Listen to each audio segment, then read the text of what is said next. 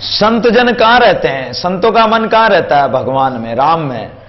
और राम क्या कहते हैं कि हे नारद, नहम बसामी बैकुंठे योगी नाम हृदयन च मद भक्ता यत्र गायंती तत्र तिष्ठामी नारद। हे नारद, मैं ना तो योगियों के हृदय में रहता हूं, ना मैं बैकुंठ में रहता हूं। फिर कहां रहते हो महाराज? कि जहां मेरे भगत, मेरे संत मेरा कीर्तन करते हैं, वहीं रहता हूं। आगे कथा आएगी कि सदना जी के पास सालग्राम की मूर्ति थी और वो मूर्ति को एक महात्मा ले गए कि अरे सदना, तू इससे मांस बेचता है, कितना गंदा काम करता तू, कितना पाप का काम करता है। वो ले जाकर शालिग्राम जी को पंचगव्य से स्नान करा, गंगा जल से स्नान करा रहा है, ओम अपवित्रो पवित्रा वगैरह मंत्र बोल रहा है, वेद मंत्रों से भगवान को शुद्ध कर रहा है। भगवान बोले कि मैं इससे राजी नहीं हूं, मुझे तुम वापस मेरे सदना के पास पहुंचाओ। महाराज, वहां मांस बिकता है, ऐसी गंदी जगह जहां आप कह रहे हो कि मुझे तो वहां पहुंचाओ। बोले कि मैं मेरे भगत के भजन सुनता हूं, मेरे भगत के भजन अच्छे लगते हैं। तो राम कहां रहते हैं? जहां संत रहते हैं, जहां कीर्तन होता है, जहां भगवान का भजन होता है, भगवान वहीं रहते हैं। दादू दोनों एक टे अरस परस विश्राम, दोनों ओतप्रोत हैं, एक ही घाट के बंदे हैं, एक रस होकर ब्रह्म श्रुति द्वारा वो उसी में लय रहते हैं, लीन होकर रहते हैं। दादू हरि साधु यूं पाए अविगत के आराध, साधु संगति हरि मिले हरि संगति ते साध है। अब हरि साधु यूं पाइए, दो बात बता रहे हैं कि हरि कैसे मिलेंगे और हरि मिल गए तो साधु कैसे मिलेंगे। अब दोनों की गति अलग अलग है कि संत को कैसे पाएं, परमात्मा को कैसे पाएं। अगर संत मिल गए तो वो परमात्मा की भक्ति बता देंगे, तो वो राम से मिला देंगे। गुरु गोविंद दोनों खड़े बलिहारी, वहां गुरु की जो गोविंद की जो गुरु दियो मिलाई, और गुरु की बलिहारी जो गोविंद से मिला देते हैं। तो दोनों ओतप्रोत, दोनों का एक ही काम है। परमात्मा कृपा करके संत मिला देते हैं और संत कृपा करके अविगत की आराधना करा के और संतों की संगति से हरि मिले, और हरि संगति के साथ और सत्संग से साधु मिल जाते हैं, संत मिल जाते हैं, संतों की पहचान हो जाती है। परीक्षित सुख आराध के मुक्त भय तत्काल, भक्त राम जी टूक दे भयो उदयपुर निहाल है। उदयपुर जो राणा जी का उदयपुर कहलाता है, चित्तौड़ से आगे जो उदयपुर है, वहां एक भक्त राम जी संत रहते थे। दादू जी महाराज के पोता शिष्यों में गिने जाते हैं। तो भक्त राम जी महाराज उदयपुर में रहते थे। एक बार कोई वैरागी संत आए, दो संत, और बोले कि महाराज हम द्वारिका जा रहे हैं दर्शन करने के लिए, लेकिन हमारे पास ये ठाकुर जी का बटवा है, सिंहासन है, ठाकुर जी की पूजा करते हैं, सेवा पूजा करते हैं, और ये ठाकुर जी सोने चांदी का सिंहासन है, सोने चांदी की मूर्तियां हैं। यदि हम जंगल में होके जाएंगे तो चोर डाकू लूट सकते हैं, इसलिए आप ये ठाकुर जी को आपके पास रख लो और हम दर्शन करके आते हैं। तो भक्तराम जी ने कहा कि भाई ठीक है, अगर आपके ठाकुर जी यहीं रहना पसंद करते हैं तो रख जाओ। ठाकुर जी को एक कुटिया में रख दिया और वो बाहर कुटिया के बाहर बैठे हुए थे। अब वो जाते समय वो बैरागी संत बोले कि महाराज प्रतिदिन ठाकुर जी को भोग लगा देना, कहीं ठाकुर जी भूखे न रह जाएं। तो एकदम भक्तराम जी को याद आई कि भाई ठाकुर जी हमारा बना बनाया भोजन पालेंगे क्या, और हम तो भिक्षा मांग के लाते हैं, रुके सूखे टुकड़े लाते हैं, तो क्या लुके सूखे टुकड़े खा लेंगे भगवान। तो बोले कि भगवान के आप तो प्रेम से भोग लगाना सब पा लेंगे, लेकिन भगवान को तो पूछा ही नहीं। तो कुटिया में बाहर बैठे बैठे भगवान की तरफ इशारा किया, क्या प्रभु आप लुके सुके टुकड़े पालोगे? तो आवाज आई कि हां, मैं लुके सुके टुकड़े पालूंगा, मैं तो लुके सुके टुकड़े खाकर ही प्रसन्न रहता हूं, मेरे भक्तों का दिया हुआ साग भाजी पाकर ही प्रसन्न रहता हूं। अरे मैंने विदुर के घर साग भाजी खाकर ही मैं खुश हुआ था, और छिलके खाकर ही मुझे बड़ा अच्छा लगा। मैं जीवन में 2 जगह ही मैंने धाप कर खाया है, या तो विदुरानी के छिलके या सबरी के बोर खाए थे, झूठे बोर खाए थे। तो भगवान का आदेश हो गया, अब वो भगवान के भोग लगाते। अब वो भक्त राम जी क्या करते, एक दिन भिक्षा लेने जाते थे, तो मेवाड़ में उधर मक्का की रोटियां ज्यादा मिलती हैं, इधर तो बाजरा होता, उधर बाजरा कम होता है। तो मक्का की रोटी ले आते थे या गेहूं की रोटी, जौ की रोटी ले आते थे। अब वो 7-8 दिन का भोजन एक ही साथ ले आते थे। अब उसको सुखा देते, और जिस दिन खाना होता तो एक 2 रोटी को पानी में या छाछ में गड़ाकर और वो खा लेते भगवान के भोग लगाकर। अब उस दिन भगवान के ठाकुर जी के भोग लगाया, वो सूखे टुकड़े थे, पानी में गला दिए और ठाकुर जी के भोग लगाया। तो ठाकुर जी के लिए एक पत्तल और लगा दी। भगवान स्वयं छोटे से बालक रूप में आकर भक्त राम जी के साथ प्रतिदिन भोजन पाते थे, प्रसाद पाते थे। एक दिन कोई माई ने निमंत्रण दिया कि महाराज आज तो मेरे घर प्रसादी पाना, कोई त्योहार वार होगा। तो माई ने प्रेम से निमंत्रण दिया, भक्त राम जी उनके भोजन करने गए। जब भक्त राम जी भोजन करने गए तो भोग लगाया भगवान के प्रसाद का और भोजन पाने लगे। तो उनकी पत्तल में साथ ही एक छोटा सा बालक आकर जीमने लगा। अब माई गुलगुले बनाती जा रही है और जो प्रसाद बना रही थी वो बना रही थी, भाई महाराज को गरम गरम जिमाएंगे। उस छोटे से बालक को देखकर माई की आंखों में आंसू आ गए। महात्मा बोले कि माई तू संतों को जिमा रही है, संतों को बड़े प्रेम से निमंत्रण दिया है, और तू रो क्यों रही है, तेरे आंसू कैसे आ रहे हैं? तो माई बोली कि महाराज रोऊं नहीं तो क्या करूं, ये छोटा सा बालक किसका आप उठा लाए, किसका बालक ले आए, इसकी माई का तो क्या हाल हुआ होगा इस पुत्र के बिना। भक्त राम जी बोले कि वाह माई धन्य हो, तेरे को भगवान के दर्शन हो गए। माई ये और किसी का बालक नहीं है, यशोदा का बालक कन्हैया है, और तेरा धन भाग है जो तुझे भगवान के दर्शन हो गए, बाल भगवान के दर्शन हो गए, तुझे भगवान ने तुझे दर्शन दे दिया। तो संत तो ऐसे ओत प्रोत होते हैं। अब एक दिन क्या हुआ कि भक्त राम जी ने विचार किया कि अपनी कुटिया जंगल में अब रोज रोज गांव में से तुलसी का पत्ता लेकर आवे, तुलसी पत्र भगवान के भोग लगाएं, भगवान को तुलसी प्रिय होती है। तो एक तुलसी का पौधा लगा दिया। अब तुलसी का पौधा पानी सींचने से बहुत बड़ा हो गया। एक दिन एक कोई गुजर आया और उसकी बकरियां 100 बकरियां थी, वो टोड़ा लेके आया और 2 बकरी उसमें से आकर और उस तुलसी को खाने लगी। तो भक्त राम जी बोले कि अरे राम का, ये तुम्हारी बकरियां हमारी तुलसी महारानी को खा रही है और तुझे शर्म नहीं आती, इन बकरियों को हटा के ले जा।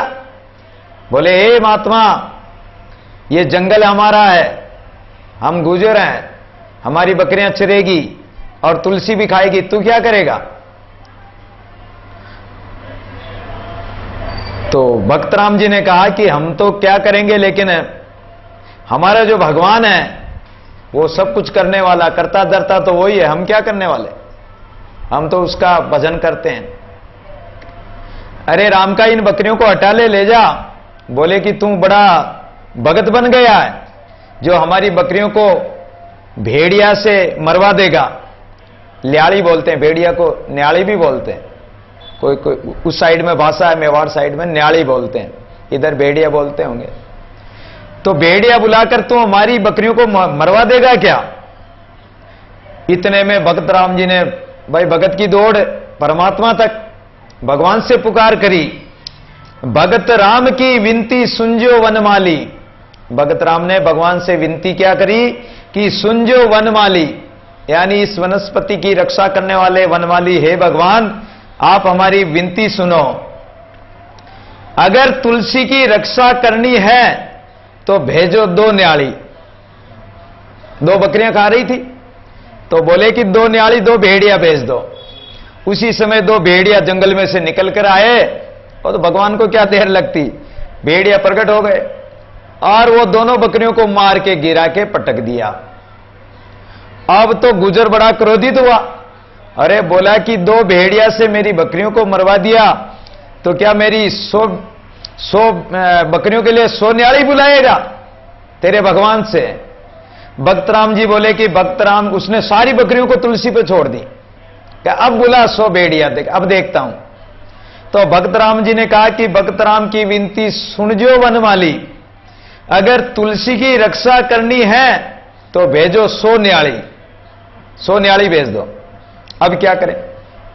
सारी बकरियों को मार के गिरा दिया। भेड़िया तो आता तो सीधी गर्दन पकड़ता है, गला पकड़ता है, और गला पकड़ के यहां से काट खाता है और नीचे गिरा देता है। और नहीं तो भेड़िया में इतनी ताकत होती कि बकरी को अपने कंधे पे पछाड़ा देके कंधे पे पटक के लेके भाग जाता है। अब वो सारी बकरियां मर गई।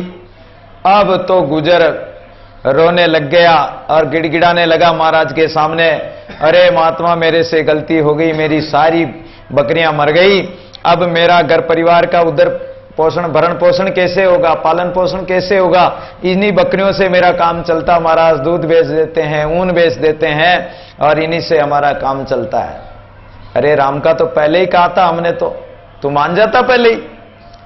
महाराज अब तो कृपा करो, हमारी भेड़ों को, हमारी गाय बकरियों को वापस जिंदा कर दो।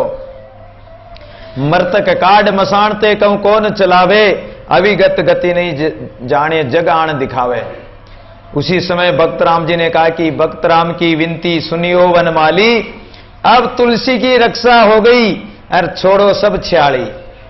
तुलसी की रक्षा हो गई, अब बकरियों को छोड़ दो महाराज। अब वहां कौन सा भेड़िया थे, कौन सा क्या थे, वो बकरियां जिंदा होके, और उन्होंने जब वो मरी थी भेड़िया देखा था तो डर के मारे वो तो उसकी तरफ आंख उठा के ही नहीं देखे, क्योंकि उसने भेड़िया देख लिया था। भय के मारे उस तरफ जावे ही नहीं, गुजर ले जाओ तो ही नहीं जावे उधर। अब तो हर बकरियां जी गई। तो संतों की तो ऐसी लीला होती, संत ऐसे ओतप्रोत होते हैं परमात्मा से। दादू राम नाम सो मिल रहे मन की छोड़ी विकार, तो दिल ही माए देके दोनों का दीदार है। राम नाम में ऐसे मिल जाओ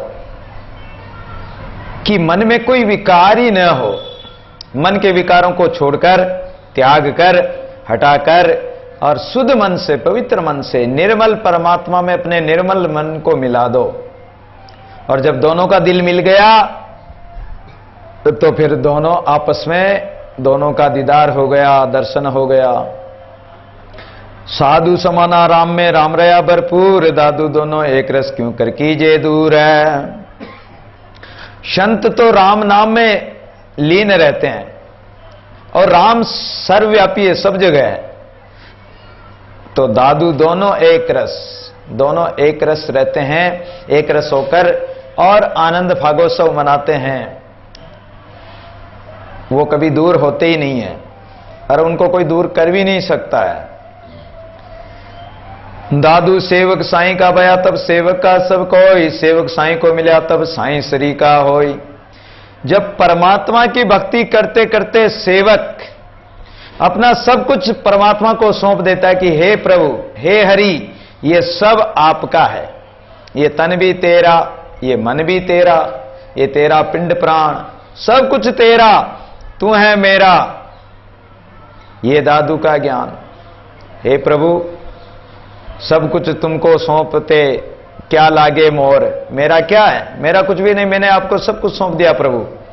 और जो सेवक परमात्मा को सब कुछ समर्पित कर देता है, सब कुछ सौंप देता है, तो परमात्मा भी उसको सब कुछ रिद्धि सिद्धि सब दे देता है। कि जब इसने मुझे सब कुछ अपना दे दिया, अपना कहने को इसके पास कुछ नहीं रहा, तो फिर परमात्मा ही रह जाता है। तब सेवक का सब कोई, तब तो सेवक के लिए सब कुछ करने को सब कोई तैयार है। सेवक साईं को मिला और सेवक परमात्मा को जाकर मिल जाता है, तो वो परमात्मा स्वरूप हो जाता, तब साईं श्री का होई परमात्मा के समान हो जाता है। मिश्री माए मोल मेल कर मोल बिकाना बंस, यूं दादू महंगा भया पार ब्रह्म मिल हंस। मिश्री के अंदर बांस की सींक होती है, आजकल धागा लगाने लग गए, तो वो बांस मिश्री के भाव तुल जाता है। बांस तो लकड़ी है, हल्का, उसका क्या भाव, क्या मोल है उसका, लेकिन मिश्री के अंदर उसके ऊपर मिश्री जमी होने के कारण मिश्री को तोलते हैं तो बांस भी उसके भाव तुल जाता है। जितने रुपए किलो की मिश्री होती है उसके भाव वो बिकता है। उसी प्रकार यूं दादू महंगा बया पार ब्रह्म मिल हंस। उसी प्रकार सेवक साईं की बंदगी करके, चाकरी करके, परमात्मा का भजन करके, भगत पार ब्रह्म परमात्मा से मिलकर ये जीव आत्मा रूपी जो हंस है, ये हंस स्वरूप हो जाता है, महंगा हो जाता है, अर्थात उसकी भी कीमत हो जाती है, उसकी भी महिमा हो जाती है, वो भी महान हो जाता है। मीठे माए राखिए सो कायन मीठा होए, दादू मीठा हाथ ले रस पीवे सब कोई। मीठे, जैसे अगर आपने चाशनी बनाकर रखी है, उस चाशनी में आप हाथ डुबो तो आपका हाथ भी मीठा हो जाएगा। जलेबी डालो वो भी मीठी हो जाएगी, जो चीज डालोगे वो मीठी हो जाएगी। ऐसे ही जो मीठे माई राखिए, मीठा कौन है, राम। अगर राम का नाम मीठा है और उस राम नाम में आप लगोगे तो सो काहिन मीठा होई, फिर आप मीठे क्यों नहीं होंगे, आप भी मीठा हो जाओगे। दादू मीठा हाथ ले रस पीवे सब कोई, फिर तो उस राम रस को सब कोई पिएंगे आपके द्वारा, उस राम रस में सब लग जाएंगे। राम रस मीठा रे कोई पीवे संत सुजान, सदा रस पीवे प्रेम सो अविनाशी प्राण। आगे शब्दों में भी महाराज कहते हैं, मीठे सो मीठा भया खारे सो खारा, दादू ऐसा जीव यूं रंग हमारा। जैसे मिश्री मिलाने से जल मीठा हो जाता है, और अगर नमक मिला दे उसी पानी में तो खारा हो जाएगा। तो दादू ऐसा जीव है, हमारा मन भी ऐसा ही है। इसमें अगर राम नाम मिला दोगे तो ये राम नाम से मीठा हो जाएगा। और अगर इसमें विषय रस घोड़ोगे, विषय वासनादि में अपनी वृत्ति को लगाओगे, इंद्रियों को विषय वासना में जाने दोगे, तो ये विषय रूपी विष खाकर ये भी खारा हो जाएगा, कड़वा हो जाएगा, जहरीला हो जाएगा। ये हमारा जीव ऐसा ही है, जैसा संग पाएगा, जैसी संगति में बैठेगा, जिस वस्तु का संग करेगा, वैसा ही ये उसका रंग आ जाएगा। मूर्ख संग न कीजिए लोहा जल न तिराय, कदली सीप भुजंग मुख एक बूंद त्यों बाय। मूर्ख का कभी संग मत करो, कुसंगी का कभी संग मत करो। लोहा को चाहे आप कितना कुछ कर लो, लोहा पानी पे तैर नहीं सकता। अगर आपने लोहे का साथ पकड़ लिया तो आप डूबोगे, लेकिन अगर वो लोहा कब तैर सकता है कि जब लकड़ी उसमें लगी हुई हो, लकड़ी तैराने वाली है। तो आप संसार का संग करोगे तो तैर नहीं पाओगे, डूबोगे। और अगर संत का संग कर लिया तो आपका कल्याण हो जाएगा। कदली सीप भुजंग मुख, स्वाति बूंद की जो बरसात बरसती है, स्वाति बूंद गिरती है तो वो बराबर गिरती है तीनों पर, लेकिन तीनों का अलग अलग फल होता है। कदली केले पर गिरती है तो कपूर बनता है, सीप के मुख में गिरती है तो मोती बनता है, और सांप के मुंह में अगर गिरती है तो वो विष जहर बनता है। बताओ, बूंद एक है, उसके अलग अलग गुण कैसे हो गए कि जिसका संग किया उस संग के साथ उसका वैसा ही उसका वो प्रयोग असर हो गया। कपूर बन गई, मोती बन गई, एक में जहर बन गई। तो इसलिए संग का भी बड़ा प्रभाव पड़ता है। सत्संगत करेंगे कुसंग का त्याग करके तो हम मीठे हो जाएंगे, और नहीं तो विषय विष को खाकर खारे बन जाएंगे। मीठे मीठे कर ले मीठा माई बाई, दादू मीठा वेरा मीठे माई समाई। इसलिए मीठे सदगुरु है, मीठे परमात्मा है।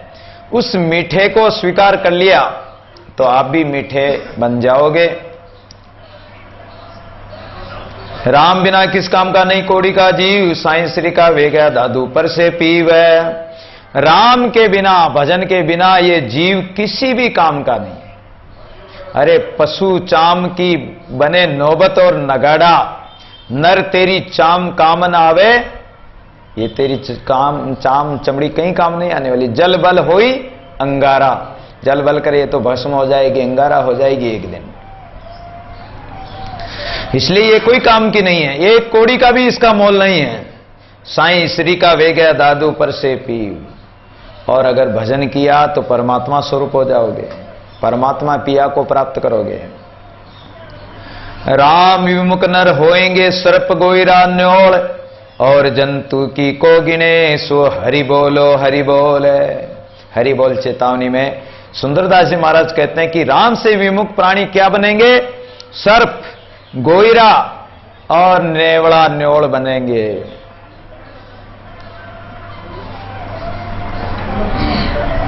हीरा कोड़ी नाले मूर्खात गंवार, पाया पारिक जोरी दादू मोल पार। हीरा कोड़ी नाले मूर्खात गंवार, मूर्ख व्यक्ति के हाथ में आप हीरा दे दो, वो जानता ही नहीं, उस हीरे की कीमत नहीं जानता। वो तो कोड़ी को ही अपने हाथ में लेकर समझता है कि यही सब कुछ है। अरे कोड़ी का क्या मोल है? जो ज्ञानी होगा, जोरी होगा, हीरे को पहचान लेता। जो जिज्ञासु होगा वो राम नाम के हीरे, राम नाम को भजेगा, भजन करेगा। और ये मनुष्य जन्म रूपी हीरा हाथ में आया, श्वास रूपी हीरे हैं, इनको व्यर्थ नहीं गमाएगा, भगवान का भजन करेगा। लेकिन गंवार प्राणी, मूर्ख प्राणी क्या करेंगे? ये कोड़ी रूपी जो संसारिक विषय वासना